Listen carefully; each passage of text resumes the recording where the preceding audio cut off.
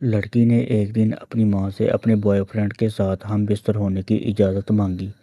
عقلمند ماں نے کچھ سوچ کر بیٹی کو اجازت دینے کے لیے ایک شرط پر 1 ہفتے کی مہلت مانگ لی۔ شرط یہ کہ وہ بادشاہ کے محل کے سامنے رکے اور جب بادشاہ اپنے قافلے سمیت محل سے نکلے تو ایک بے ہوش انسان کی طرح خود کو اس کے سامنے گرا دے اور جو گزرے وہ ماں کو سنائے۔ لڑکی نے ایسا ہی کیا تو بادشاہ خود گھوڑے سے اترا اور خود ہی اس کی حالت درست کی اور پھر اسے اچھی حالت میں گھر پہنچانے کا حکم دیا۔ ماں نے دوسرے دن بھی ایسا کرنے کا کہا، چنانچہ لڑکی نے ایسا ہی کیا۔ اس دفعہ بادشاہ نے اس کی طرف کوئی توجہ نہیں دی اور اسے اپنے حال پر چھوڑ کر آگے بڑھا۔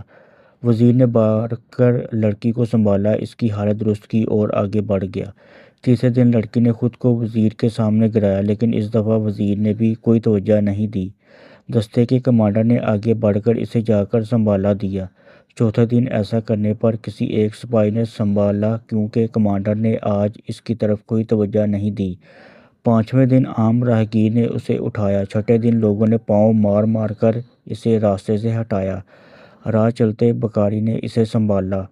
ساتویں دن انسانوں کے بجائے ایک کتا اس کے چہرے کو چاٹنے لگا۔